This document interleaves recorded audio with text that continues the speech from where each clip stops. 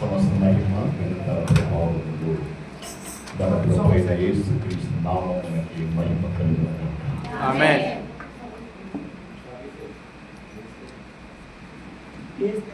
పరిశుద్ధ గ్రంథమైన సామెతలు 16వ అధ్యాయము 4వ వచనం. యెహోవా ప్రతి వస్తువును దాని దాని పని నిమిత్తము కలుగజేసెను. ఆమేన్. చిన్నమా? ఆమేన్. ఆమేన్. మరొకసారి చదవని మాట. యెహోవా ప్రతి వస్తువును దాని దాని పని నిమిత్తము కలుగజేసెను. ఆమేన్. ఆమేన్. అందరూ కలిసి ఒకసారి ఈ వాక్యం చదువుదాం. చదవండి. యెహోవా ప్రతి వస్తువును దాని దాని పని నిమిత్తము కలుగజేసెను. హల్లెలూయా. హల్లెలూయా. నిశ్చయముగా దేవుడి వాక్యము ద్వారా మనతో మాట్లాడును గాక. ఆమేన్. ఆయన స్వరము మనకు వినిపింపజేయును గాక.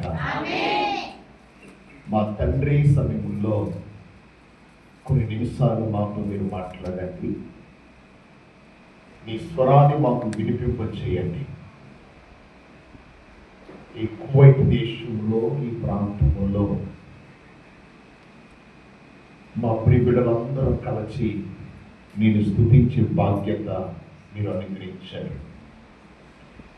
నిన్ను ఆరాధిస్తూ ఉండగా నీ సన్నిధి మాకు అనుగ్రహించి బలపరిచి భద్రపరిచి మాతో మాట్లాడి నడిపిస్తారని యేసయ్య నామములో ప్రార్థించి వేడుకుంటున్నాము తండ్రి. హల్లెలూయా. యేసయ్య నామములో మీ అందరికీ నా హృదయపూర్వక వందనాలు. అందరికీ వందనాలు. దేవుని మహాకృపను బట్టి నేటి దినాన్ని మీతో కలిసి నేను కూడా దేవుని ఆరాధించే బాధ్యత ప్రభు మనకు అనుగ్రహించారు. అందుని బట్టి దేవుని స్తుతిస్తూ మరొకసారి దైవజనులు అభిషక్తులైన జ్యోతిబాబు గారు పోయిన వారం వారి బర్త్డే, అంటే పోయిన వారం నుండి ఫోన్ చేసి అయ్యగారు ఈరోజు ఖచ్చితంగా రావాలి నేను అనుకున్నాను. కొంచెం బతికింది ఏమిటి కార్యక్రమం పెట్టి ఇప్పుడు కుమారుడు మాత్రం విడిచిపెట్టుకుని చిన్న బాబు మరి విడిచిపెట్టకుండా చక్కగా ఫోన్ చేసి ఈరోజు ఖచ్చితంగా రావాలని వారు చెప్పడం జరిగింది. వారిని బట్టి ఇక్కడున్న బిడ్డలందరిని బట్టి మరొకసారి దైవజనులు భూషణ్ గారు మరి కొంచెం డ్యూటీ గట్టి కలపడం తప్పదు. ఏదేమైనా వారిని బట్టి కూడా నేను ప్రభువు స్తుతిస్తూ ఇక్కడ చేరవచ్చిన దేవుడి పిల్లలైన మీ అందరికీ పేరు నా హృదయపూర్వక వందనాలు తెలియజేస్తూ ఉన్నాను. నిశ్చయముగా దైవస్థానం మీ అందరికీ తోడే నడిపించను గాక. దేవుని కృపను బట్టి దైవజనులు జ్యోతిబాబు గారు వారి గురించి చెప్పాలంటే చాలా విశేష సంగతులు ఉన్నాయి. అంటే నా చిన్నప్పటి నుండి వారి సేవకులు, వారు వైజాగ్లో ప్రైవేట్ ట్రైనింగ్ అవుతున్న సమయంలో మా అమ్మగారు ఎస్తేరమ్మ గారు పోడూరు చంద్రచిరవని గ్రామంలో ఆ రోజుల్లో 1990లో పరిచయం చేస్తూ ఉన్నప్పుడు తరచుగా జ్యోతిబాబు గారు వస్తూ ఉండేవారు. అప్పుడు యవ్వన కాలంలో ఉండేవారు. మేము చిన్న పిల్లగా ఉంటా ఉండేవారు. నా ఊహ వచ్చిన కాడి నుంచి, నేను ఎదిగిన కాడి నుంచి బలమైన సేవ వారి బాల్య దినముల నుండి దేవుడు వారిని జరిగిస్తూ ఉన్నాడు. వారి తండ్రి గారు అపోస్తులు మరి కృపవరం గారు దేవుని సేవ, బలమైన సేవ జరిగించిన యూతులు వారు. ఇళ్ళపర్రు, ముళ్ళపర్రు ఆ ప్రాంతంలో కాకుండా డబ్బులు అమ్మి మరి మినిస్ట్రీ చర్చి ద్వారా ఇటు ఓడూరులో కానీ ఆయా ప్రాంతాల్లో ఆ రోజుల్లో బలమైన సేవ చేసిన గొప్ప దైవజనుడైన. ఇప్పుడంటే అన్ని సౌకర్యాలు ఉన్నాయి, కానీ కాలం నడక మీద పల్లెలు పట్టణాలు తిరిగి పిల్లలతో మరి ఆ పిల్లలైన చిన్న చిన్న పిల్లలైన ఆ రోజుల్లో ఏ సౌకర్యాలు లేవు, ఈదు కరెంట్లు ఉండేవి కాదు, దీపపుట్లతోటి ఆ రోజుల్లో ఘనమైన సేవ చేసిన దైవజనుల్లో అపోస్తులు మరి కృపవరం గారిని బట్టి నేను ఎప్పుడు ప్రభుని స్తుతిస్తాను. వారి గర్భమున పుట్టిన సంతానం ద్వారా మరి వారి పిల్లలను దేవుడు ఒక ప్రత్యేక రీతిగా మన తెలుగు రాష్ట్రాల్లో మరి బహుబలంగా వాడుకుంటూ దేవుడు నడిపిస్తూ ఉన్నారు. అందరి బట్టి దేవునికి మహిమ కలుగును గాక. మరి దైవజనులు జ్యోతిబాబు గారు నాకు చాలా ఇష్టం. నా సేవ పరిచయలో ఒక పాత్రగా ప్రతి సంఘాల్లో ఆయన వాడబడుతూ ఉంటారు. హాస్పిటలే కానీ సభలే కానీ ఏ కార్యక్రమైనా మరి వారు చెప్పినట్టునే రాను అనే మాట అనరు. ఖచ్చితంగా సేవ పరిచయలో అంత ఆత్మీయ బంధం, దేవుని కృప. మరి వారు నన్ను ప్రేమిస్తూ ఉంటారు, ప్రార్థన చేస్తూ ఉంటారు. వారిని బట్టి నేను ప్రభుని స్తుతిస్తూ ఉన్నాను. మొన్న నేను కువైట్లో ఉన్నాను. మరి అల్లుడిలో కూతుర్ని ప్రేమించి మనవరాలు దీవించారు. నేను ఇంకా చూడలేదు, వెళ్ళాలి, ఇప్పుడు వెళ్ళాలని దూరపడ్డాను. అయితే కార్యక్రమం చేయడానికి కూడా మరి దైవజనులు ఫోన్ చేసిన వెంటనే వెళ్ళి ఎంత పనున్న కార్యక్రమం చక్కబెట్టారు. మరి వారు మరి బర్త్డే పుట్టినరోజు ఇండియాలో ఎలాగున్నా కానీ కువైట్లో వారి పిల్లలుగా మీరు చక్కగా అద్భుతంగా ఇలాగూ ఈ దినాన్ని ఒక ప్రత్యేకంగా మరి ఏర్పాటు చేసి దేవుడు మహిమపరుస్తున్న దానిని బట్టి నేను దేవుడు స్తుతిస్తున్నాను. ఎందుకంటే మీరందరూ ఆయన పిల్లలు కాబట్టి నేను పేరు చెప్పక్కర్లేదు. దేవుడు మిమ్మల్ని చూస్తూ ఉన్నాడు. నిశ్చయముగా దైవజనుడు పట్ల మీరు కలిగి ఉన్న ఆ ప్రణాళిక, దైవజనుని ఎవరైతే ప్రేమిస్తారో, దైవజనుని ఎవరైతే గౌరవిస్తారో ఆ కుటుంబాలు ఒక ప్రత్యేకంగా ఆస్వాదించబడతారు. ఒక బ్లెస్సింగ్, ఒక దీవెన, ఒక ఆశీర్వాదం.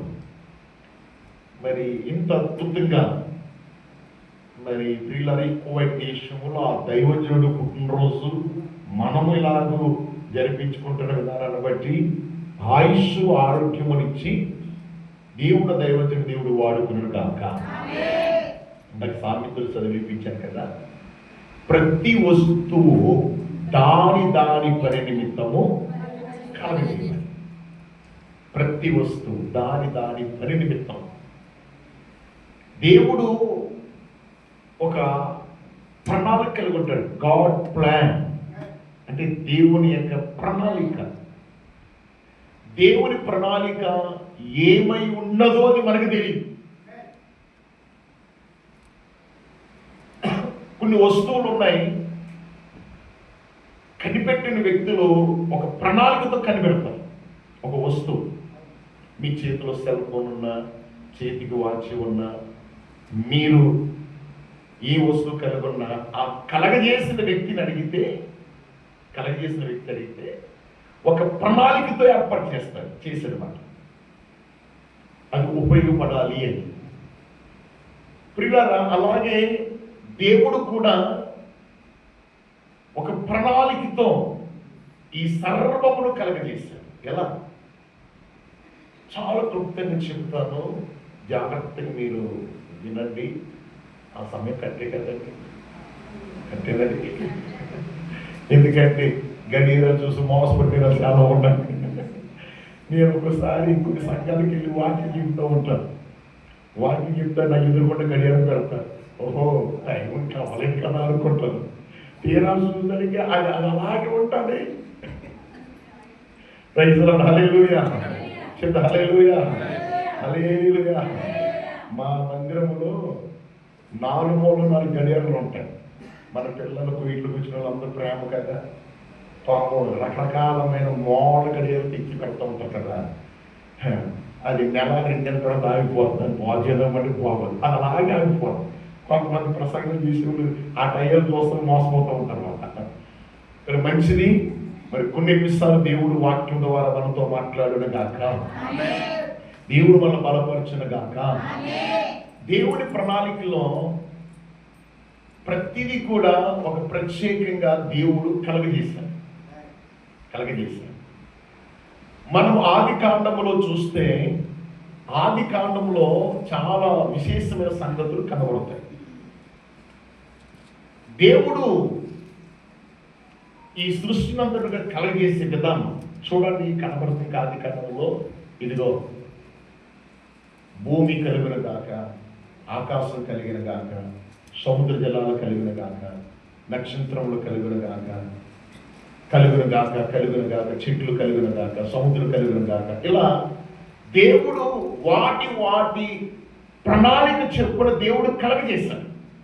వాటి ప్రణాళిక చెప్పున కలగజేశాడు. ఇదిగో సూర్యుడా నీవు ఎలుగివ్వడానికి నేను కలగజేశాను, చంద్రుడా నీకు చీకటి ఇవ్వడానికి నేను కలగజేశాను. ఇలా ఈ భూమి మీద ఉన్న ప్రియులారా ఈ వృక్షములు అని అడిగితే వాటి చెట్లు ఫలాలు ఇవ్వడానికి దేవుడు కలగజేశాడు కదండి. ఫలాలు దానంకాయ ఇస్తుంది, తింటున్నాం, అది దేవుడు కలగజేశాడు. యాపిల్, ఇలా ప్రతి వస్తువు వాటి పని నిమిత్తము దేవుడు కలగజేశాడు. వాటన్నిటిని బాగానే కలగజేశాడు. కానీ సృష్టి అంతా కూడా మానవుడి దగ్గరకు వచ్చేసరికి దేవుడు ఏం చేశాడంటే, దేవుడు తన పోలికలో ఆది కాండం 1:27 అక్కడ రాయబడింది, దేవుడు తన స్వరూపమందు నరుని చేశాడు. ఎంత అద్భుతం! 27-28 కనబడుతుంది. దేవుడు ఏంటమ్మా అంటే ఎలాగంటే దేవుడు తన స్వరూపమందు, ఎవరి స్వరూపమందు? అన్నిటినీ వాటిని కలగజేశాడు. కానీ మానవుడు మాత్రము దేవుడు ఏం చేశాడు? తన స్వరూపమందు దేవుడు కలగజేశాడు. ఎలా కలగజేశాడు? అదే అధ్యాయం ఆది కాండం 2:17 చదివితే అక్కడ ఉంది. ఏముందంటే, మరియు దేవుడైన యెహోవా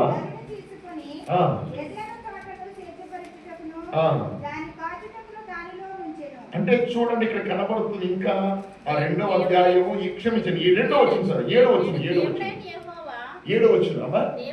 దేవుడైన యెహోవా అదిగో నేల మట్టిని తీసి, విచిత్రంగా ఉంది కదా, ప్రతి వస్తువు దాని పని నిమిత్తము కలగజేయబడి. ఈ సృష్టిలో మీరు దేన్ని చూడండి, ప్రతిదీ కూడా దాని పని నిమిత్తము దేవుడు కలగజేశాడు. కాబట్టి వాటి పని అవి చేస్తున్నాయి. దేవుడు కూడా మానవుని కలగజేశాడు. ఎలా కలగజేశాడంటే, దేవుడు తన స్వరూపమందు నరుని చేశాడు. ఎలా అంటే మట్టిని తీశాడు. ఎలా చూడాలి అందరూ? ఏం తీశాడు? మట్టిని తీసి ఏం చేశాడంటే బొమ్మ, ఒక వస్తువుగా చేశాడు. ఒక వస్తువు కదండి అక్కడ ఉంది. నేల మట్టితో నరుని చేశాడు. అంటే నేల మట్టితో బొమ్మను చేశాడు ముందు. ఇప్పుడు బొమ్మను చేసి ఇప్పుడు దేవుడు ఏం చేశాడంటే దాంట్లోనికి జీవాత్మ ఉన్నాడు. నరుడాయిన ఉంది. ఇప్పుడు చిన్నప్పుడు చాలా మంది పల్లెటూరులో మట్టిని తీసుకుని బొమ్మలు తీసుకునేవాడు కదండి. స్కూల్కి ఉన్నారు, మర్చిపోయారా? పాత జ్ఞాపకాలు చిన్నప్పుడు ఆట బొమ్మల కింద బొమ్మలు చేసి నేను చేశాను డాడీ ఈ బొమ్మ చేశాను చూడు అంటే, ఒక వస్తువు తాగేదానికి అక్కడ ఎంత గర్వమో, ఇదిగో నేను చేశాను, ఈ బొమ్మ బాగుందా బాగుందా. దేవుడు కూడా నేల మట్టిని తీసి బొమ్మలు చేస్తాడు. మరి సూర్యుడిని, చంద్రుడిని, నక్షత్రములను, ఈ లోకములను, వాటన్నిటిని వాటి పని నిమిత్తము దేవుడు కలగజేస్తే, మరి దేవుడు నరుని ఎందుకు కలగజేస్తాడు? అది నా పాయింట్. దాని గురించి మీకు వివరించి 3-4 మాటలు చాలా క్లుప్తంగా జ్ఞాపకం చేసి ముగిస్తాను. వాటి పని నిమిత్తము దేవుడు ప్రతి వస్తువును దేవుడు సిద్ధపరిచాడు. ఫ్లైట్ ఉంది కువైట్ నుండి ఇండియా తీసుకెళ్ళక, అది దేవుడు సిద్ధపరిచాడు. అది గాడ్ ప్లాన్. ట్రైన్ ఉంది మన హైదరాబాద్లో దిగిన వెంటనే మీరు ఏ ఊరు వెళ్ళాలో, కాకినాడ, రాజమండ్రి, రావులపాలెం ఉంటాయి కదా, అక్కడ తీసుకెళ్తే ట్రైన్ దేవుడు ఆ వస్తువు దేవుడు సిద్ధపరిచాడు. దిగిన తర్వాత అక్కడి నుంచి మీకు కారు ఉంటే కారు, బైక్ ఉంటే బైకు, సైకిల్ ఉంటే సైకిల్, ఆటో ఉంటే మిమ్మల్ని గమ్యస్థానం తీసుకెళ్ళడానికి ఆ వస్తువు సిద్ధపరచబడింది. అంటే ప్రతిదీ కూడా ఇలా మీరు ఆలోచించి, అంటే చెప్పడానికి సమయం లేదు కాబట్టి జ్ఞాపకం చేస్తాం. ఇలా ఈ వస్తువు ఉంది, మాట్లాడడానికి మైక్గా ఈ వ్యక్తి కనిపించాడు, ఈ పులిపెట్టు ఉంది, బైబుల్ పెట్టుకోవడానికి ఈ వస్తువు సిద్ధపరచబడింది. బ్రదర్ అక్కడ లైవ్ ఇస్తున్నారు, ఈ లైవ్ అది లైవ్ ఇవ్వడానికి ఆ వస్తువు కలెక్ట్ చేయబడింది. కుర్చీ ఉంది, కూర్చోవడానికి ఈ కుర్చీ చెప్పండి ఏర్పాటు చేయబడింది. ఇలాగూ ప్రతిదీ కూడా ఏసీ ఉంది, చల్లటి గాలి వస్తే అది దాని కొరకు ఉపయోగపడింది. ఆ బాక్స్ ఉంది, మాట్లాడే మాట మీ అందరికి వినపడడానికి ఆ వస్తువు సిద్ధపరచండి. ఇలా ప్రతి వస్తువు వాటి పని నిమిత్తము నియమించబడినప్పుడు మరి మానవుని దేవుడు ఎందుకు కలగజేశాడు? ఎందుకు కలగజేశాడు అని ప్రశ్న. దేవుడు ఎందుకు కలగజేశాడు? చాలా మంది మానవ జీవితంలో వారి మీద వారికి విరక్తి కలుగుతారు. చెయ్యి ఎందుకు వచ్చింది బ్రతుకు అంటారు. నో, ఎందుకు వచ్చింది బ్రతుకు ఇది కాదు, నీ బ్రతుకు ఒక మహిమకరంగా మార్చబడాలి. అలా మార్చబడడానికే దేవుడు నిన్ను ఎన్నుకున్నాడు. అలా మార్చబడ్డానికే తల్లి గర్భములో పిండముగా ఏర్పడక మునిపే దైవజనులను ప్రియుల కృపవరం గారిని తన భార్యను ప్రేమించి జ్యోతిమా గారిని దేవుడు ఒక పాత్రగా ఏర్పాటు చేసి ఒక వస్తువుగా నిలబెట్టి ఆయన పని ఆయన జరిగిస్తూ ఉన్నాడు. హల్లెలూయా చెప్పండి, హల్లెలూయా హల్లెలూయా. ఇరిమియా గ్రంథంలో ఒక మాట ఉంది, తల్లి గర్భములో పిండముగా ఏర్పడక మునిపే నేను నీ ఎరిగి తిని అన్నాడు. అంటే తల్లి గర్భములో పిండముగా ఏర్పడక మునిపే ఏంటండి? తల్లి గర్భములో చదవడం మాట ఇరిమియా గ్రంథం 1వ అధ్యాయము దేవుని యొక్క వాక్యం ఇక్కడ కనబడుతుంది. 1వ అధ్యాయంలో ఇక్కడ కనబడుతుంది. ఇరిమియాతో దేవుడు మాట్లాడుతూ ఉన్నాడు. 4వ వచనం, యెహోవా వాక్కు నాకు ప్రత్యక్షంగా సెలవిచ్చెను, తల్లి గర్భములో నీవు నిర్మించక మునిపే నేను నిన్ను అది పిండముగా ఏర్పడక మునిపే గాడ్ ప్లాన్. ఒక వస్తువుని దేవుడు ఎలా సిద్ధపరచాడో, దేవుని సంఘమా నిన్ను కూడా ఆయన పని కొరకై దేవుడు సిద్ధపరిచాడు. నీ ద్వారా ఆయన పరిచర్య జరగాలి, నీ ద్వారా ఆయన పని జరగాలి. ఇదిగో ఒక వస్తువు ఎలా ఉపయోగపడుతుందో మరి నీ జీవితంలో నీకు ఒక ప్రణాళిక, ఒక ఉద్దేశం ఉందో. దేవుడు నిన్ను ఏర్పాటు చేసి సజీవంగా దేవుడు ఉంచాడు. నీకన్నా నాకన్నా గొప్ప వారి లోకాన్ని విడిచిపెట్టారు. వాళ్ళకంటే గొప్పలు కాదు, మనం గొప్పలు పట్టారా? కరోనా కాలంలో ఆకులు రాలినట్లుగా రాలిపోయే జనం. ఏమండి, తల్లి జాడ పిల్లకి లేదు, పిల్ల జాడ తల్లికి లేదు. ఎంత భయంకరమైన సంఘటనలు అంటే అసలు తుమ్ముతే బాధ తుమ్మున అసలు పక్కన ఉండే వరకు కాదు, ఎందుకు వచ్చింది బాధ, అసలు చెయ్య అభిషేకాన్ని తీసుకోవడానికి కూడా భయపడిపోయేవారు. ఇప్పుడు కూడా భయం చాలా మందిలో. భయం మానవ జీవితాలు బట్టి పీడించేది భయం. భయంకరమైన పరిస్థితులు, భయంకరమైన సంఘటనలు ఈ భూలోకంలో ఎన్నో జరగటం మనం చూడగలుగుతూ ఉన్నాం. పిల్లగా మానవ జీవితం చూస్తూ ఉంటే ఎప్పుడు ఏమి జరుగుతుందో, ఎప్పుడు ఏమి సంభవిస్తుందో, ఏమి జరగబోతుందో ఎవరికి కూడా తెలియదు. అసలు దేవుడు నిన్ను ఎందుకు నియమించాడు? చాలా మంది అనుకుంటారు. ఎలా అనుకుంటారంటే, మేము కలవ దేశంలో ఉన్నాం కదా, మమ్మల్ని ఎవరు చూడలేదులే, మా పని మేము ఎలా ఉన్నా ఎలా జీవించినా పర్వాలేదులే అని అనుకుంటారు. కానీ వాక్యం చెబుతుంది, ప్రపంచంలో నువ్వు ఎక్కడ ఉన్నా ఆయన కన్ను దృష్టి నిన్ను చూస్తూ ఉన్నది. ఆయన నిన్ను చూచుచున్న దేవుడు. పిల్లరా, ప్రతి వస్తువు దాని పని నిమిత్తం నియమించుకుంది కాబట్టి మరి దేవుడు సన్నిధానంలో నిన్నెందుకు దేవుడు నియమించాడు? అసలు మానవుడి జీవితం ఎటువంటిది అని ఆలోచన చేస్తే 1-2 మాటలు చెప్పినట్టు వాక్యంలోకి వెళ్తాం. అసలు మానవ జీవితం, దేవుడు ఏ దేవుడైతే ఈ నరుణ్ణి బొమ్మను మట్టి తీసి బొమ్మ చేసి జీవాత్మను ఊతాడో అదే దేవుడు మరలా ఏమన్నా చెప్పి అని బాధపడ్డాడు. ఎందుకు బాధపడ్డాడంటే ఆదికాండము 6వ అధ్యాయము 5వ వచనం చదవండమ్మా. ఆదికాండము 5-6 అధ్యాయం 5 వచ్చింది. చెడుతనము భూమి మీద ఇదిగో నరులు చెడుతనము భూమి మీద గొప్పదనియు, అదిగో వారి హృదయం తలంపులు కేవలము ఊహంతయు కేవలము చెడ్డదనియు యెహోవా చూచి అది భూమి మీద నరులనబడి ఈ వస్తువు చేసినందుకు ఏమంటాడంట? ఇలా చూడండి అందరూ. ఇప్పుడు ఒక వస్తువు చేయబడింది, అది ఉపయోగపడితేనే చేసిన వ్యక్తికి చెప్పండి, చేసిన వ్యక్తికి ఆనందం, అంతే కదా. ఇప్పుడు ఒక వస్తువు చేసాం, అది ఉపయోగపడితేనే నీకు ఎలా ఉంటుంది? సంతోషం. ఇప్పుడు ఒక వస్తువు చేసింది పని చేయలేదనుకోండి, ఉపయోగపడుతుందా? ఎంత ఖర్చు పెట్టినా వెళ్తాం. ఇప్పుడు మన ఏరియాలో ఇలసా పులస తెలుసు కదా మీకు? అమ్మ తెలుసా?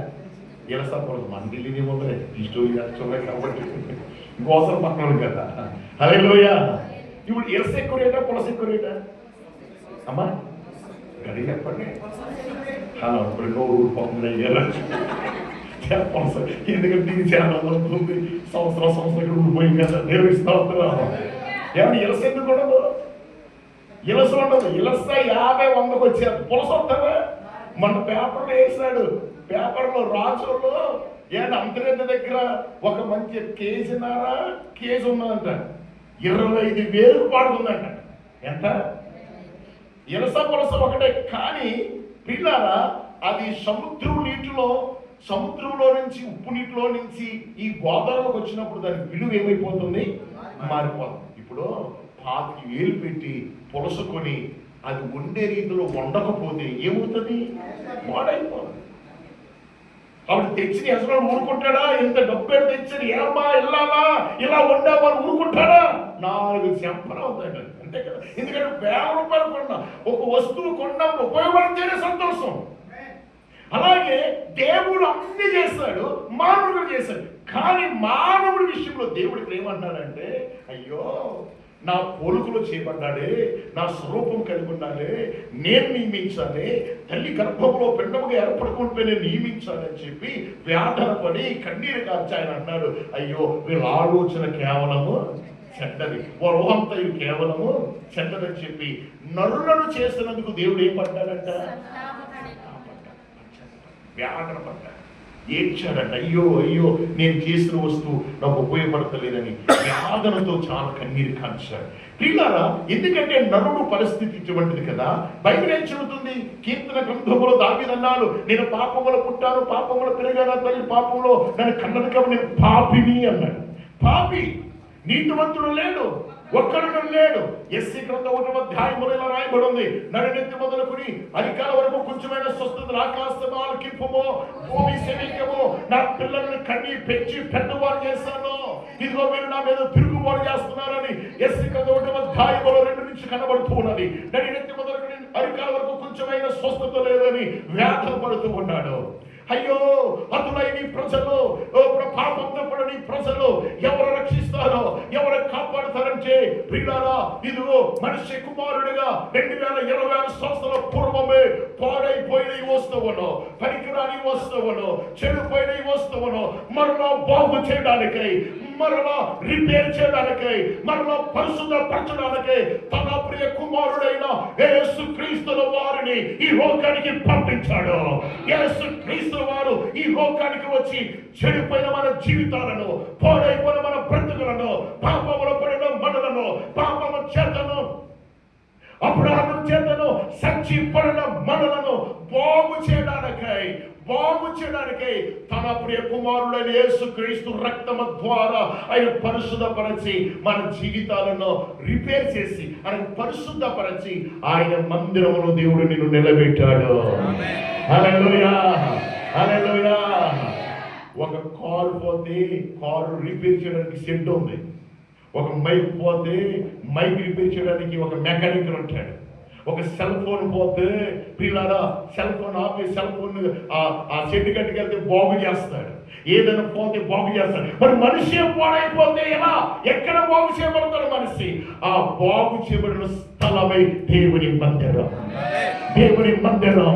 ఈ మందిరములో ఎవరు కన్నీరు కాల్చి ప్రార్థన చేస్తారో, ఈ మందిరములో ఎవరైతే ప్రభా నా పాపములు క్షమించు, నేను పరిశుద్ధపరచు, నీ మహిమతో నింపని ఎవరైతే కన్నీరు ప్రార్థన చేస్తారో నా యేసయ్య మిమ్మల్ని బాగు చేయబోతూ ఉన్నాడు. నా యేసయ్య మిమ్మల్ని ముట్టబోతూ ఉన్నాడు. నా యేసయ్య మీ జీవితాలను రిపేర్ చేసి బాగుపడే వస్తువుగా మిమ్మల్ని మార్చబోతూ ఉన్నాడు. అది రోగమైనా, వ్యాధైనా, కష్టాలైనా, బాధలైనా, శ్రమలైనా, ఏదైనా సరే రావాల్సిన స్థలానికి నువ్వు వస్తే నువ్వు బాగుపడతావు. నీవు చేయవలసిన స్థలంలో కన్నీరు కాల్చి ప్రార్థన చేస్తే నీ స్థితిగతులు మారిపోతాయి. మనుషులకు అసాధ్యం, నా యేసుకు సమస్తము సాధ్యం. మీకు అర్థం అవ్వాలని ఒక్క మాట చెప్తాను. బైబిల్లో ఒక ఆమె ఉంది. ఆమెకి పిల్లలు లేరు. అన్న భర్త దగ్గరికి వెళ్ళి అడిగింది, బాబు యవ్వాను భరించలేకపోతున్నాను ఏంటంటే నేను ఏం చేయమంటావు అన్నాడు. డాక్టర్ గారు ఇప్పుడు ఆ అన్న ఎక్కడికి వచ్చిందంటే డైరెక్ట్గా హాస్పిటల్కి వెళ్ళిపోయింది. చెప్పండి, వైద్యుల దగ్గరికి వెళ్ళింది. ఎక్కడికి వెళ్ళింది? డైరెక్ట్గా ఎక్కడికి వచ్చిందంటే మందిరంకి వచ్చేసింది. ఆమె తెలుసు నాది రిపేర్ చేయబడాలి, నేను రిపేర్ చేయబడాలి, సరి చేయబడాలి, సరిదిద్దబడాలని చెప్పి ఎక్కడికి వచ్చేసింది? మందిరానికి వచ్చేసింది. ఇప్పుడు మందిరానికి వచ్చి ఏం చేసింది? చదవండి. మొదటి సమూయేలు గ్రంథం 1వ అధ్యాయంలో మొదటి అధ్యాయము పిల్లలు మొదటి సమూయేలు గ్రంథంలో అద్భుతమైన మాట ఇక్కడ కనబడుతూ ఉంది. మొదటి సమూయేలు గ్రంథంలో ఇక్కడ అన్న ఏం చేసిందో 10వ వచనం చదువుతుంది. అదిగో బహు దుఃఖకాంతురాలై వచ్చి, అది ఎక్కడంట? యెహోవా సన్నిధిని, అంటే రావాల్సిన స్థలానికి వచ్చింది. నేనంటాను, నీవు ఆస్వాదించబడే స్థలం, నీవు దీవించబడే స్థలం, నీ కన్నీరు చూసే స్థలం, నీ హృదయంలో రేగే గాయాలు కట్టే స్థలం, నువ్వు బాగుపడే స్థలం, నువ్వు దీవించబడే స్థలం దేవుని మందిరమే. దేవుని మందిరములో ఎప్పుడైతే నువ్వు ప్రార్థిస్తావో, ఎప్పుడైతే నువ్వు కన్నీరు కాలుస్తావో, ఎప్పుడైతే ఈ రిపేర్ చేయబడే ఈ శక్తినే ఈ మందిరం అనే ప్రార్థన గదికి వస్తావో, ప్రార్థన నీ పరిస్థితులు మారిపోతాయి. ప్రార్థన నీ స్థితిగతులు మార్చేస్తుంది. ప్రార్థన నీ కన్నీరు తుడుస్తుంది. ప్రార్థన నీ హృదయ గాయాలు కలుగుతుంది. ప్రార్థన నేను ఎక్కలేనంత ఎత్తైన స్థలంలో నిలబెడుతూ ఉన్నది. హల్లెలూయా, హల్లెలూయా. నేను ఈ రోజుని ఇలా ఉన్నానంటే కేవలం దేవుని కృప, కేవలం దేవుని కృప. నా శరీరంలో మేజర్ ఆపరేషన్ 8 చేయబడ్డాయి. 8 ఈ పార్ట్ కొన్ని తీసేస్తారు, కొన్ని ఉన్నాయి. ఒకే పార్ట్లో 8 ఆపరేషన్ మేజర్ ఆపరేషన్ చేస్తారంటే ఎలా ఉన్నది అప్పుడు ఊహించుకోండి ఒకసారి. ఒక్క ఆపరేషన్కే హై బాబోయ్ అంటాం కదా. 8 ఆపరేషన్, ఈ పార్ట్ 8, ఒకే పార్ట్, ఈ సైడ్ కాదు ఈ సైడ్. కానీ డాక్టర్లు ఏమన్నారంటే అసాధ్యం, నడవలేడు అని చెప్పారు. కానీ దేవుడిచ్చిన గొప్ప ఆయుధం ఉంది కదా, ప్రార్థన. మోకరించి ప్రార్థన చేయటం మొదలుపెట్టు. ప్రభు అంటాం, నా మనసు మీద అడగటం ప్రారంభం చేశాను. నా భార్య పాస్టమ్మ గారు నా దగ్గర మోకరించి కన్నీరు కాల్చి ప్రార్థించింది. ఏడ్చింది కన్నీరు కాల్చింది. అందరూ నిద్రపోయినా సరే నా తల దగ్గర మోకరించి నా నెత్తి మీద చెయ్యించి ఏడవటం మొదలుపెట్టింది. దేవా, నీ కుమారుడిని సేవలు వాడుకో ప్రభా, ఇలా మంచం ఉండడానికి వీలు లేదు ప్రభా అని కన్నీరు కార్చి ప్రార్థించింది. నేనంటాను, ఆ తల్లి, నా భార్య ఒక తల్లిగా నా మీద చేతులుంచి నా కొరకు ఆమె చేసిన ప్రార్థన, మంచి ప్రార్థన పరురాలు, ప్రార్థన యూదురాలు, మంచి ప్రవక్త, దేవుని ఆత్మతో నింపబడి అనేక స్త్రీల మధ్య బలంగా వాడబడిన ఒక స్త్రీ నా భార్య. నేను దేశాలు తిరిగిన సంఘములు కట్టి ప్రభు కొరకు యోధురాలుగా నిలబడిన యోధురాలు. నేను ఒక చోట ప్రసంగం చేస్తుంటే ప్రారంభ ప్రార్థన మొదలుకు నేను ముగించి రూమ్కి వెళ్ళి అమ్మ అయిపోయిందన్న వరకు మోకరించి ప్రార్థించిన ప్రార్థన పరురాలు. ఆమె చేసే ప్రార్థన ఆయా దేశంలో దేవులను వాడుకున్నాడు. ఎందుకు చెప్తున్నానంటే ఆమె చేసే ప్రార్థన, ఆమె నన్ను విడిచిపెట్టినా కానీ ఆమె ప్రార్థన నన్ను విడిచిపెట్టలేదు. ఆమె చేసిన కన్నీరు ప్రార్థన నన్ను విడిచిపెట్టలేదు. ఆమె నన్ను విడిచిపెట్టి ప్రభు దగ్గరికి వెళ్ళిపోయినా కానీ ఆ రోజుల్లో మంచి మీద ఉండి నేను ఉంటే నా మీద చేతులోంచి నీ కుమారుని వాడుకోనైనా సాక్షి నిలబెట్టిన ప్రభా, ఈ కాలు యథావిధిగా పనిచేయరు ప్రభా నన్ను ప్రార్థన చేస్తూ ఉంటే నేను చెబుతున్నాను, ఆ ప్రార్థనే నా నాలో ఉన్న ఈ శరీరంలో ఉన్న పార్ట్లని కూడా దేవుడు మెకానికల్ చేసేసాడు, బాగు చేసేసాడు, సరి చేసేసాడు, యథావిధంగా నడిపిస్తూ ఉన్నాడు, యథావిధంగా సేవలో వాడుకున్నాడు. నాకు ఆపరేషన్ డాక్టర్లే అసాధ్యం అని చెప్పారు. అదే డాక్టర్ అన్నారు, గాడ్ మెర్కర్, నీవు నమ్మిన దేవుడే నిన్ను బాగు చేస్తాడు, నీవు నమ్మిన దేవుడు అద్భుతం చేస్తాడని నాకు ఆపరేషన్ చేసిన డాక్టర్లు దేవుని మహిమపరిచారు. ఈ రాత్రి ఈ మధ్యాహ్నం ప్రభు నీతో మాట్లాడుతూ ఉన్నాడు. ఈ స్థలాన్ని విడిచిపెట్టే ముందు నీవు దేవునికి కావాలి, నీవు దేవుని కుమారుడవు, నీవు దేవుని కుమార్తెవు. ఎన్నో సమస్యలు ఉన్నాయి, ఎన్నో బాధలు ఉన్నాయి, ఎన్నో ఇబ్బందులు ఉన్నాయి, ఎన్నో స్వాదులు ఉన్నాయి. కుటుంబ పరిస్థితులు నలిగిపోతూ ఉన్నా, బిడ్డలు బట్టి నలిగిపోతున్నా, భర్తను బట్టి నలిగిపోతున్నా, భార్యను బట్టి నలిగిపోతున్నా, కుటుంబంలో ఆర్థిక సమస్యలు బట్టి నలిగిపోతున్నా. ఇదిగో ఈ మధ్యాహ్నం ఈ సంత వేళ ప్రభావంతో మాట్లాడుతుంది. ఇదిగో ఈ ప్రార్థననే గది, ఈ మెకానికలనే ఈ షాపులో నీవు అడుగు పెట్టి నీవు కన్నీరు కాల్చి నీ బాధంతా దేవుడితో చెప్పుకుంటే నీ జీవితాన్ని దేవుడు బాగు చేయబోతూ ఉన్నాడు, నిన్ను ముట్టబోతూ ఉన్నాడు, నిన్ను నడిపించబోతున్నాడు. ఆయన చూచుచున్న దేవుడు, అద్భుతాలు చేసే దేవుడు, మహత్య కార్యాలు చేసే దేవుడు. ఆయన నమ్మిన వారిని ఎన్నడూ కూడా విడిచిపెట్టే దేవుడు.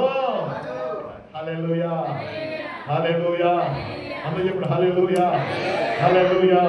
ప్రార్థనా శక్తి మాకు కావాలయ్యా, నీ పరలోక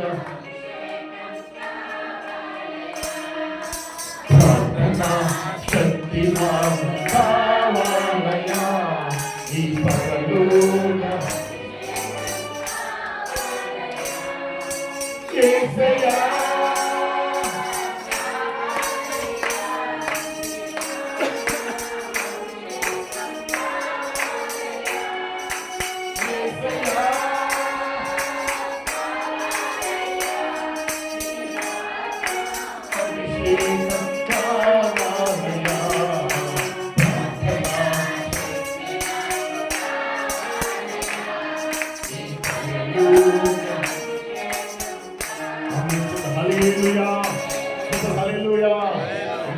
ప్రార్థన మన పరిస్థితులన్నీ కూడా ఏం చేస్తుంది? ఆ ప్రార్థన శక్తితో మీరు నింపబడితే కాక యేసుక్రీస్తు రక్తము ద్వారా మన పాపములను ఏమవుతున్నాయి? ఈ మాట చదివి వాక్యంలో త్వరగా ముందుకు సాగుతారు. కొలసి రాసిన పత్రిక 1వ అధ్యాయము 22 ప్రాముఖ్యమైన విషయాలు చెబుతున్నాను మీకు. కొలసి రాసిన పత్రిక 1వ అధ్యాయము 22 చాలా స్పీడ్గా చదవాలి, చాలా స్పీడ్గా. కొలసి రాసిన పత్రిక 1వ అధ్యాయం 22 వచ్చింది. తన సన్నిధిని పరిశుద్ధులుగాను నిర్దోషులుగాను నిరపరాధులుగాను నిలవబెట్టుటకు ఆయన మాంసయుక్తమైన ఆయన శరీరం అనే దేహమందు మరణము వలన ఇప్పుడు మిమ్మల్ని అది అంటే ఇప్పుడు పాడైపోయి చెడిపోయి పాపంతో నిండున్న ఈ వస్తువును ఇక్కడ ఉంది. ఏమన్నాడంటే మిమ్మల్ని పరిశుద్ధపరచాలి, మీరు యథార్థవంతులుగా ఉండాలి, మీరు దేవుడికి కావాలి. అందుకే మాంసయుక్తమైన ఆయన దేహాన్ని మన కొరకు ఆ సిలువలో ప్రాణత్యాగం చేశాడు. అంటే సొగసైనను స్వరూపము లేని వాడిగా ఆ సిలువలో నల్లగొట్టబడ్డాడు. ఎందుకో తెలుసా? నేను బాగు చేయాలని. ఆయన తల మీద ములుగేటు పెట్టబడింది. ఎందుకో తెలుసా? నీ శిరస్సులో ఉన్న ఆలోచన చెడ్డ ఆలోచన పోగొట్టాలని. ఆయన డొక్కలో బలిమపోటు. ఎందుకో తెలుసా? నీ శరీరంతో చేసే పాపముల కొరకు ఆయన డొక్కలో బలిమపోటు. ఆయన పిల్లలు ఆయన చేతిలో మేకలు, కాళ్ళలో మేకలు. ఎందుకో తెలుసా? నీ చేతులతో కాలుతో చేసే పాపములను క్షమించాలని ఆయన సిలువలో ఆయన చేతిలో గాయాలు, కాళ్ళలో గాయాలు. ఒకరి దెబ్బ 40 దెబ్బలు. ఎందుకో? ఆయన దేహం అంతా కూడా రక్త మాంసముగా మార్చబడి. ఎందుకో తెలుసా? నిన్ను నన్ను బాగు చేయాలని. నిన్ను నన్ను రిపేర్ చేయాలని, నిన్ను నన్ను పరిశుద్ధులుగా మార్చాలని, నిన్ను నన్ను పవిత్రులుగా చేయాలని, నిన్ను నన్ను ఆయన మహిమతో నింపాలని నీవు దేవునికి కావాలి. నీవు దేవుని కుమారుడవు, నీవు దేవుని కుమార్తెవు. సహోదరి సహోదరుడా, నీ కొడుకు యేసయ్య ప్రాణత్యాగము చేశాడు. నీ కొడుకు సిలువలో తన ప్రాణం అర్పించాడు. ఒక వస్తువు విలువ పెట్టేలా కొనబడుతుందో అలాగే నిన్ను నన్ను కూడా విలువ పెట్టి మనము కొనబడిన వారు. ఏ విలువ? ఆయన ప్రాణం అర్పించాడు. నీవు దేవునికి కావాలి, నీవు దేవునికి కావాలి. ప్రపంచంలో ఎక్కడ ఉన్నా, ఈ గల్ఫ్ దేశాల్లో ఉన్నా, ఈ అన్యజనుల మధ్య ఉన్నా, ఎక్కడ ఉన్నా, ఏ పని చేస్తున్నా, ఏ జాబ్ చేస్తున్నా, నీవు దేవునికి కావాలి. ఈ ద్వారా ఆయన పని జరగాలి, ఈ ద్వారా ఆయన నామం మహిమపరచబడడానికి నీతో దేవుడు మాట్లాడుతున్నాడు. ప్రతి వస్తువు దాని దాని పని నిమిత్తము నియమించబడినట్లుగా నిన్ను కూడా దేవుడు ఏర్పాటు చేశాడు. ఎందుకో తెలుసా? 3 విషయాలు కానీ 4 విషయాలు జరగాలి. ఏం జరగాలో వివరించిన కానీ జ్ఞాపకం చేస్తాను. 1, పరిశుద్ధ గ్రంథంలో ఒక్కసారి చదవండి. 1, దేవుని సన్నిధానంలో నిన్ను బట్టి దేవునికి ఏం కలగాలని ప్రభు కోరుకున్నాడంటే, రోమపత్రిక 9వ అధ్యాయం 23లోను, ఎస్సీ గ్రంథము 43:7 ఈ 2 వచనాలు చదవండి. నేను త్వరగా ముందుకు సాగుతాను. నిన్ను బట్టి దేవునికి ఏం కలగాలంటే మహిమ కలగాలి. మహిమ కలగాలి. చదవమ్మా. రోమపత్రిక 9వ అధ్యాయం 23వ వచనం. రోమపత్రిక 9వ అధ్యాయము.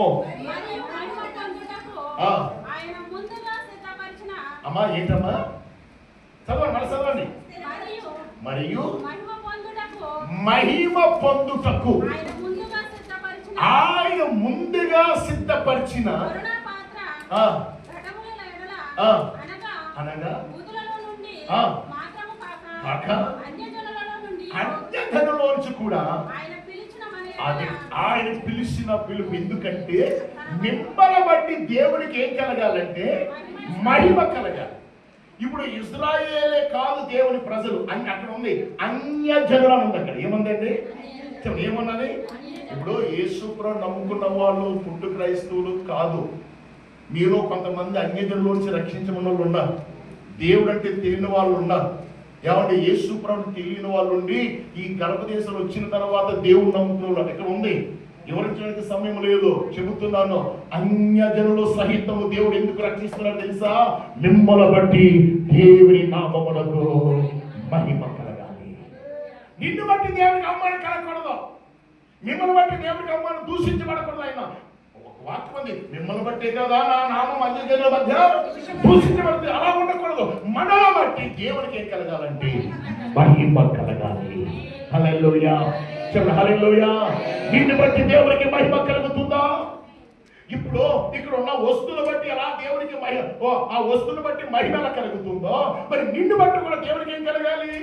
ఇప్పుడు సెల్ ఫోన్ ఉంది, సెల్ ఫోన్ చేసిన వాడికి సెల్ ఫోన్ బట్టి ఏం కలుగుతుంది? మహిమ కలుగుతుంది. ఈ మైక చేసిన వాడికి ఈ మైకుని బట్టి ఏం కలుగుతుంది? అలాగే నిన్ను నన్ను కలుగ చేసిన దేవునికి కూడా మనల బట్టి ఏం కలగాలంటే మహిమ కలగాలి. మహిమ కలగాలి. ఇదిగో ఆయన మహిమ నీలో నుంచి ఆ ప్రభావం వచ్చిన గాక, ఒక మహిమ వచ్చిన వ్యక్తిగా మార్చబడిన గాక, దైవ సన్నిధి దిగి వచ్చిన గాక, మహిమ వచ్చిన వ్యక్తిగా మార్చబడదు గాక. ఈ కువైట్లో దేవుని సంఘం ద్వారా నీ ద్వారా ఆయన పని, ఆయన పరిచర్య మహిమలో నుండి అధిక మహిమలోనికి నడిపించబడిన గాక. హల్లెలూయా. ఇప్పుడు దైవజనులు నాన్నగారు అపోస్తులు ప్రియులార కృపావరం గారు వారు దేవుని కొరకు ఒక మహిమకంగా వాడబడ్డారు. ఇప్పుడు ఆయనలో వచ్చిన మహిమ, ఇప్పుడు ఆయన కుమారుడు ద్వారా మహిమపరచబడడానికి ఒక పాత్రగా దేవుడు వాడుకున్నాడు, ఒక పనుబట్టుగా దేవుడు వాడుకున్నాడు. ఇదిగో ఇప్పుడు దైవజనుడు ద్వారా దేవుని నామముకి ఏం కలుగుతుంది? మరి నిన్ను బట్టి దేవునికి మహిమ కలుగుతుందా? ఎవరికి సమయం లేదు, ముగిస్తున్నారు. నిన్ను బట్టి ఏం కలగాలి? మన బట్టి ఏం కలగాలి? 1, ఆ వస్తువును బట్టి దేవునికి ఏం కలగాలి? మహిమ. మరి మనల్ని బట్టి దేవునికి ఏం కలగాలి? మహిమ. 2వది పిల్లరా కీర్తన ఎస్సీ గ్రంథము 43:21 చాలా స్పీడ్గా. నిన్ను బట్టి దేవునికి ఏం కలగాలి? స్తోత్రము కలగాలి. 2వ మాట, నిన్ను బట్టి దేవుని నామమునకు స్తోత్రము ప్రచురణ చేసే వ్యక్తులు చదవం. నా నిమిత్తము నేను నియమించిన జనులు నాకు స్తోత్రము చేయుదురు. అది ఏం చేయాలి? స్తోత్రము. ఇప్పుడు స్తోత్రములు, స్తుతి, మహిమ, ఘనత, ప్రభావములు కలుగులాగిన మిమ్మల్ని బట్టి దేవుని నామమునకు మహిమ కలుగును గాక. మిమ్మల్ని బట్టి దేవునికి మహిమ కలగాలంటే ఇప్పుడు మీలో ఎవరున్నారంటే యేసయ్య ఉన్నారు. ఎవరు ఉండాలి? మీరు కాదు. మీ స్వరూపంలో మీలో ఎవరు కనబడాలంటే యేసయ్య కనబడాలి. ఇప్పుడు మీరు నల్లగా ఉన్నా, ఎర్రగా ఉన్నా లేకపోయినా మీరు మోకాలు నల్లబడితే మీ ముఖములో నుంచి ఏమొస్తుందంటే మహిమ వస్తుంది. ఇప్పుడు మీరు కనబడేది మీలో ఎవరు కనబడతారో యేసయ్య కనబడతాడు. Praise the lord. హల్లెలూయా. కాబట్టి మిమ్మల్ని బట్టి దేవునికి ఏం కలగాలంటే స్తోత్రములు కలగాలి. ఇప్పుడు దైవజనులు, అపోస్తులు, కృపవరగ ద్వారా లేకపోతే దైవజనులు జ్యోతివ గారి ద్వారా రక్షించబడిన విశ్వాసాలు మీరు ఇక్కడ ఉన్నారు కాబట్టి ఇప్పుడు ఆ మహిమను బట్టి ఈ స్థలంలో దేవుడికి ఏం కలుగుతుంది? మా ఆత్మీయ తండ్రి, మా ఆత్మీయ నాయకులు అని చెప్పుకుంటున్నారు దైవజనులు చాలా మంది. ఎందుకని దేవుడు ఆయన ద్వారా మన జీవితాల్లో దేవుడు మహిమతో నింపాడు కాబట్టి ఇప్పుడు మనల బట్టి దేవుడికి ఏం కలుగుతుందంటే మహిమ, స్తోత్రములు కలుగుతూ ఉన్నవి. హల్లెలూయా. ఇంకా మూడవది నిన్ను బట్టి ఏం కలగాలంటే మొదటి పేతురు పత్రిక 2వ అధ్యాయము 9వ వచనం. చాలా స్పీడ్గా ముగిస్తున్న సమయంలో ఎవరికి చెప్పలేదు, జ్ఞాపకం చేస్తున్నారు. మొదటి పేతురు పత్రిక 2వ అధ్యాయము 9వ వచనం. అయితే మీరు చీకటిలో నుండి ఆశ్చర్యకరమైన తన వెలుగులోనికి మిమ్మల్ని పిలిచిన వాడిని పునాది చేయబడను ప్రచురణ చేయ నిమిత్తము ఏర్పరచబడిన వంశమును రాజులైన యాజకులై ఉన్నారు. ఒక అద్భుతమైన మాట ఏంటంటే చీకటిలో ఉన్న వారు ఇప్పుడు ఎక్కడికి నడిపించబడాలంటే వెలుగులోనికి నడిపించాలి. ఆమె చెప్తాగట్టుగా అమ్మా యేసు ప్రభుని నమ్ముకోక మునుపు మనందరం ఎక్కడున్న వాళ్ళం చెప్పండమ్మా. ఇప్పుడు ఎక్కడికి వచ్చాము? యోహాను సువార్త 1వ అధ్యాయం ఏముంది? నిజమైన వెలుగు ఉండెను అని లోకంలోకి వచ్చి ప్రతి మనుషుని ఏం చేసింది? ఇప్పుడు మీరు అందరూ యేసు ప్రభువుని నమ్ముకున్నారు కాబట్టి వెలిగించబడిన వాళ్ళు మీరు.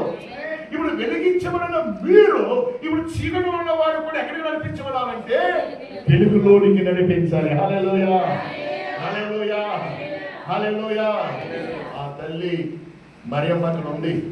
వీళ్ళారా నీకు ఇప్పుడు కాదు కానీ నేను 2017 2019 వచ్చినప్పుడు మరి ఎక్కడ ఉన్న దేవుని కొరకు నిలబడి ఒక టీంని ఏర్పరిచి రోజు ప్రార్థన చేస్తా ఉండేది. నేను అప్పుడప్పుడు కూడా కోయిట్లో ఉన్నప్పుడు 2019లో రోజు ప్రార్థన చేసేవాడిని, రోజు వాకింగ్ చెప్పేవాడిని. ఆ టీం సత్కరించారు. గతంలో కూర్చొని చెప్పారు, సత్కరించారు, చక్కగా ప్రేమించారు. నాకు అనిపించింది ఈ కువైట్లో కూడా వీళ్ళు ఉండి వీళ్ళ దేవులో చీకటి ఉన్నవారు వెలుగులోకి వచ్చారు కాబట్టి ఈ వెలుగు చీకటి ఉన్నవారు కూడా పొందాలని అనేక మందిని దైవ సన్నిధికి నడిపిస్తూ ఉన్నారు. మరి నీవు కూడా ఒక పాత్రగా వాడబడాలి. ఇప్పుడు చీకటిలో చాలా మంది ఉన్నారు, వారందరూ కూడా వెలుగులోనికి నడిపించబడాలి, దేవుడి సంఘానికి నడిపించబడాలి, పరిచయానికి నడిపించబడాలి. మనల్ని బట్టి అనేక మంది దైవ సన్నిధికి నడిపించబడిన గాక.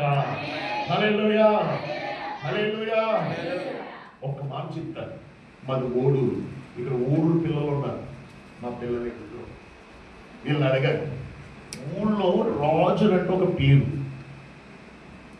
ఓడూరు ఎంత ఉన్నప్పుడు సూరపురాజు గారని వీళ్ళారా వాళ్ళు విగ్రహాధికారు గుడి ప్రక్కన ఉంటారు. ఆయన క్యాన్సర్ వచ్చింది, గొంతు క్యాన్సర్. చచ్చిపోతాడని బయట ఇట్టేశారు. ఆ ఇంట్లో పనిచేసే ఒక పని మనిషి ద్వారా అప్పట్లో నేను సేవ ప్రాణం కొత్తలో మాట నా దగ్గరికి వచ్చి అయ్యా తన నాయన బాగోలేదు ప్రార్థన చేయడానికి రండి అన్న. పిల్లారా ఆంతో చెప్పింది, అమ్మా మా ఊరు పాస్టర్ గారు వచ్చారు ప్రార్థన చేస్తారని చెప్పారు. వాళ్ళు అన్నిజనులు కదా, రాజులు కదా, సూర్యవంశుడు రాజులేమో పెనుమర్తి సూర్యనారాజు గారు పెద్ద పేరు. పిల్లారా వాళ్ళు అంగీకరించలేమో అనుకున్నారు. కానీ పరిస్థితుల బట్టి కేకేసిన మమ్మల్ని బయటెట్టేస్తారు. నేను మా అమ్మగారు ఉన్నారు అప్పుడు. నేను మా అమ్మగారు 95లో జరిగిన సంఘటన ఇది. 95-96లో పిల్లారా నేను మా అమ్మగారు వెళ్ళి మా మాస్టర్ గారు వెళ్ళి ప్రార్థన చేస్తాం. అది చెప్పాం. చీకటిలో ఉన్నారు, భయంకరమైన చీకటి. మేము ప్రార్థన చేస్తాం. అమ్మా యేసు ప్రభు గొప్పవాడు అని చెప్పాం. 3 రోజులు పోసుకోవడాలు పెట్టాను, ప్రార్థన చేశాను. అద్భుతం చెప్పంటారా పిల్లారా? 6 నెలలు బట్టి తాగలేని వ్యక్తి, 6 నెలలు బట్టి క్యాన్సర్ వచ్చి గొంతులో మూసిపోయిన వ్యక్తి మొక్కలు ఎవరెంత దగ్గర కొంపొచ్చేస్తున్నాయి, ఎవరెంత లేదు. మేము ప్రార్థన చేసి తైలం రాసి 3 రోజులు కనిపెట్టి ప్రార్థన చేయగా అద్భుతమైన మహాకృప ఏంటంటే చీకటిలో ఉన్న ఆ కుటుంబం అంతా కూడా వెలుగులోనికి నడిపించి 15 సంవత్సరాల ఆయుష్ దేవుడిచ్చి సజీవంగా కాలంలో ఓడూరు కాలంలో అందరూ చూస్తుండగా, అన్యజనులు చూస్తుండగా, రాజు చూస్తుండగా బైబిల్ పట్టుకుని వచ్చి బాప్తిస్మము పొంది ప్రభు కొరకు జీవించారు. కారణం ఒక చీకటిలో ఉన్న వారు నిన్ను బట్టి వెలుగులోనికి రావాలి అంటే అభిషేకం నీ మీదకి దిగి వచ్చిన గాక, అంటే ఆత్మ నీ మీదకి దిగి వచ్చిన గాక, అంటే కృప నీవు పొందువు గాక, అంటే మహిమతో మీరు తాకబడదురు గాక. ఇదిగో ప్రతి వస్తువు దాని కొరకు నియమించబడినట్లు నీవు నియమించబడ్డావు. నీవు దేవుని కుమారుడవు, నీవు దేవుని కుమార్తెవు. నిన్ను బట్టి దేవునికి మహిమ కలగాలి, నిన్ను బట్టి దేవునికి స్తోత్రం కావాలి. చీకటిలో ఉన్న వారు ఆశ్చర్యకరమైన వెలుగు నడిపించబడాలి. అంటే సాక్షిగా నీవు ఉండగలుగుతావా? అంటే సాక్షిగా ఉండగలుగుతావా? ప్రభు కొరకు రోషంగా దేవుడు తన పోలకు వచ్చేవాడు నీవు దేవుని కొరకు బ్రతుకుతావా? నిన్ను బట్టి దేవుని నామముకు మహిమ కలుగుతుందా? దానికి ఇచ్చిన ప్రార్థన చేత తలలో వచ్చారు. ప్రభా, నాతో మీరు మాట్లాడారు, నీ స్వరాన్ని వినిపించారు. మమ్మల్ని బట్టి ప్రతి వస్తువు దాని పని నిమిత్తము నియమించబడినట్లుగా మమ్మల్ని కూడా నియమించం యేసయ్యా. ఈ రోజు ఒక ప్రత్యేకంగా నీ దాసులు జోర్బాబు గారి దైవజనులు బర్త్డే సందర్భంగా మేమంతా వచ్చారు. నేను ఆరాధిస్తూ ఉన్నా, నేను మహిమపరుస్తున్నా. ఇదిగో ఈ స్థలంలో ప్రతి బిడ్డ ఈ కొరకు వాడబడుదురుగాక, ఈ కొరకు అభిషేకించబడుగాక. వారి జీవితాన్ని సరిచేయబడాలి, వారి కుటుంబాంశాలు తీర్చబడాలి. యేసు నామములో నీ కన్నీరు తొలబడుగాక, యేసు నామములో అద్భుతాలు జరుగుగాక, యేసు నామములో ఇప్పుడే ప్రతి ఒక్కరి నిమిషాలు దేవుని స్తుతించాలి. ఎవరు మౌనంగా ఉండవద్దు. రెండు చేతుల పైకెత్తి ప్రభుని స్తుతిస్తాం. ఇదిగో నీ కన్నీరు దేవుడు తొలబోతూ ఉన్నాడు.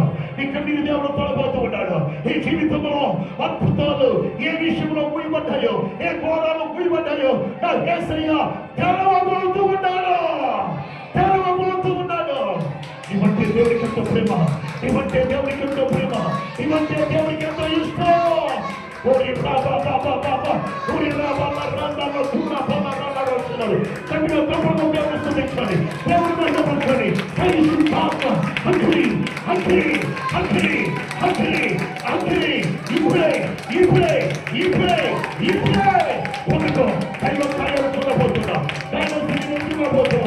ఈ మంత్రంలో నీ జీవితాన్ని బాగు చేయబోతున్నాడు, నీకు కలగబోతున్నాడు, నీకు శుద్ధి చేయబోతున్నాడు.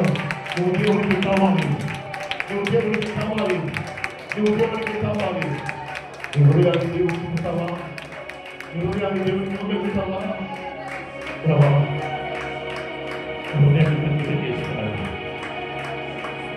హృదయాన్ని ఖచ్చితం చేస్తున్నాను.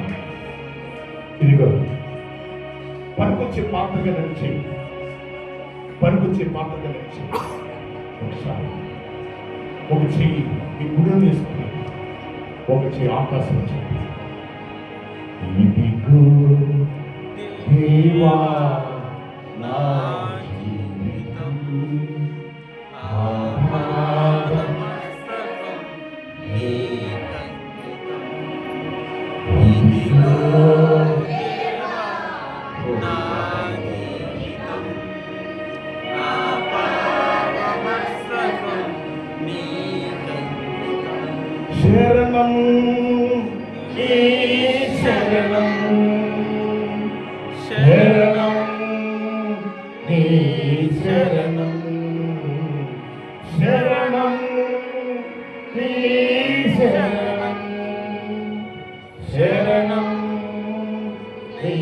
శరణం ఇదిగో దేవా నా జీవితం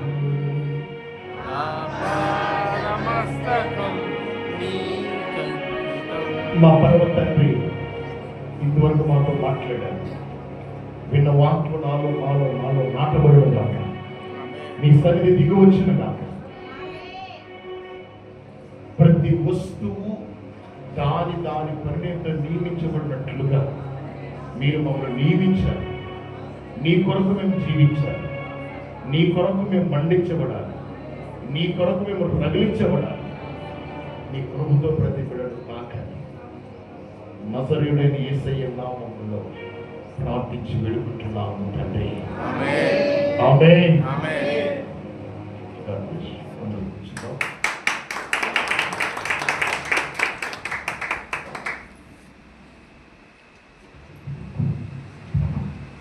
దేవునికి స్తోత్రం. హల్లెలూయా.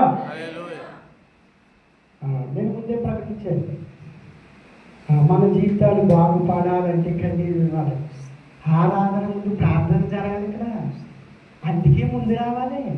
చెప్పాను, మీకు అర్థమైందా? నేను మాట్లాడిన మాటలు అయ్యారు తెలుసా? దేవుడు మాట్లాడలేదా తెలుసా? మీకు అర్థమవుతుందా? ఏంటారా మనసు ఇక్కడ? నేను మాట్లాడేవాడికి అయ్యారు వచ్చారా లేదా? దేవుడి స్తోత్రం. దేవుడి సన్నిధిలో మెలుగు కలిగి దేవుడి సన్నిధిలో కన్నీరు కారితే శాపంతో మాట్లాడే దేవుడి స్తోత్రం. అందుకే ఏం చేయాలి అంటే రేపు వారం నుంచి నేను నా మాటలు మీకు గుర్తుకు బాధపడదు సినిమా, బాధపడకండి ఎవరు కూడా. తొందరగా రావటానికి ప్రయత్నం చేయండి.